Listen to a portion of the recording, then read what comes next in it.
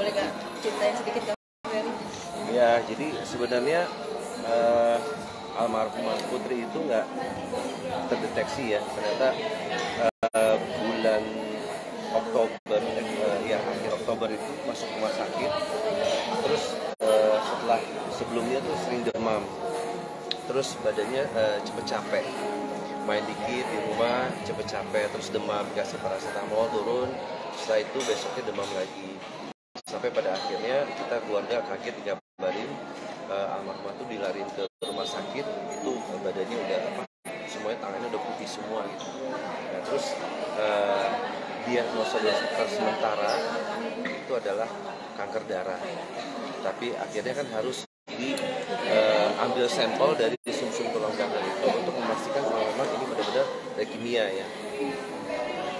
Cuma memang pada saat itu ya saya udah ya sedih lah ya sebagai orang tua. Akhirnya dilariin ke ruang PICU buat anak kan, kalau kita kan ICU ya, ini ada PICU untuk khusus anak-anak. Terus pada saat itu dia dirawat, dimasukin alat, besoknya diambil tindakan, diambil dari sumsum tulang belakangnya, terus dibawa ke rumah sakit Darmais ya. Begitu keluar hasilnya memang positif kanker darah.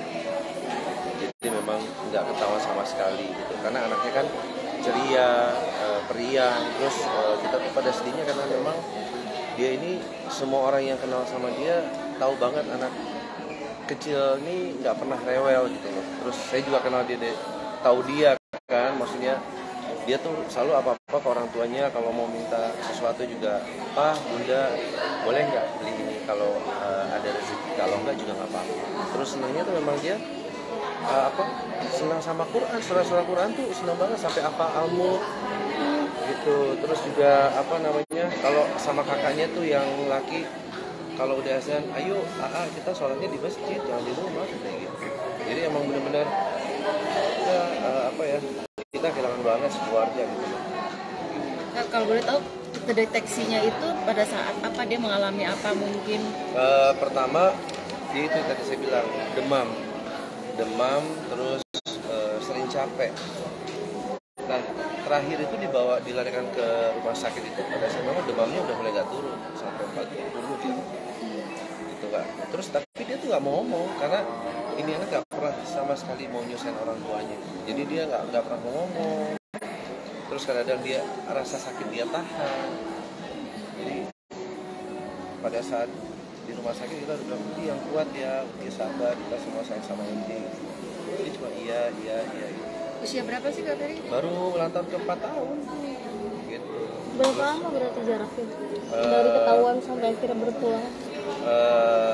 Oktober sampai 2 bulan ya. 2 bulan lebih, 2 bulan hampir 3 bulan ya gitu. Orang tuanya sendiri seperti apa sih ketika akhirnya tahu? Sekarang lagi shock banget. Memang semuanya sih alhamdulillah kan, dia kan cita-cita pengen jadi apa, kan dia dekat banget sama Fania ya. Jadi mereka tuh bergeng bertiga, ada Fania, ada Putri, sama lagi Abu Arsya. Jadi mereka tuh deket banget, sampai Fania juga kehilangan banget, sampai dia aku kangen banget sama Uti gitu kan. Uti mau video call sama Fania, terus pengen lihat YouTube-nya Fania gitu kan. Jadi udah deket banget gitu loh, sampai akhirnya kemarin tuh pas sudah di ICU ya, kita dapat visit dari dokter menyatakan bahwa memang tutup semua, paru-paru bawah, tengah, dan atas. Jadi hanya sekitar sedikit banget yang berfungsi. Nah, dokter bilang menyarankan untuk PCR, dan pertama kan swab, terus PCR tuh sampai 2 kali. Takutnya terkena COVID kan, karena sejak terdiagnosa kanker darah, Putri ini almarhumah sudah menjalani kemo sebanyak 6 kali. Nah kemarin dikhawatirkan terkena COVID, tapi alhamdulillah pada saat hasilnya keluar negatif.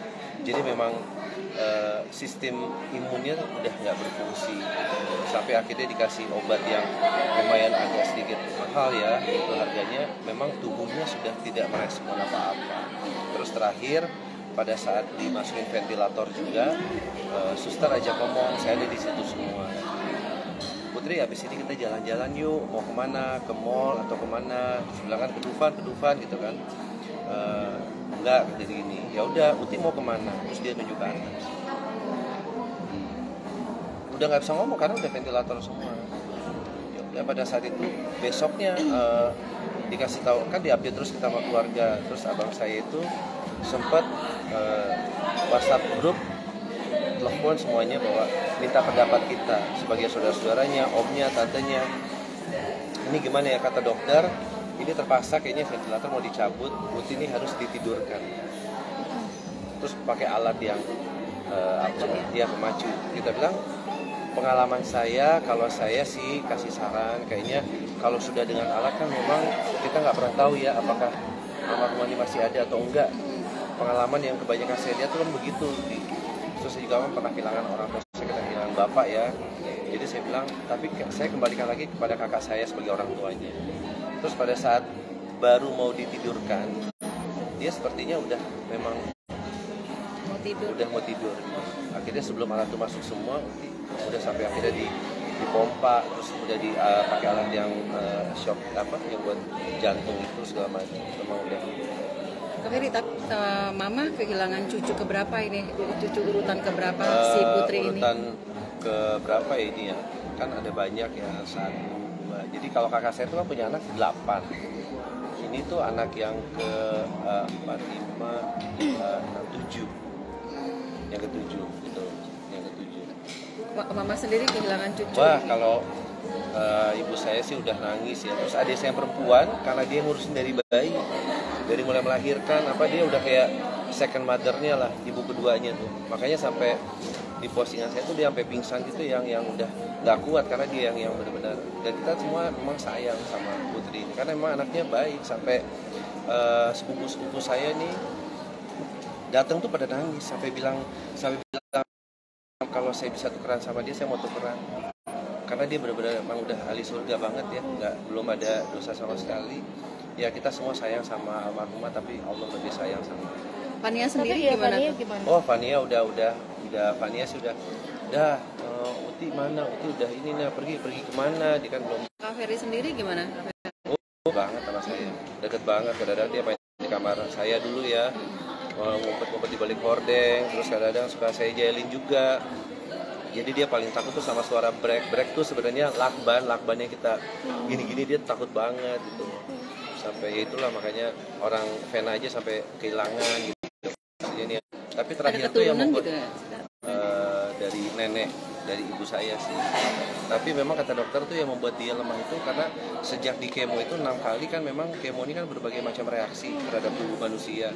Mungkin dia melemah, jadi ada bakteri yang masuk dari mana nggak tahu, sehingga menyebabkan paru-parunya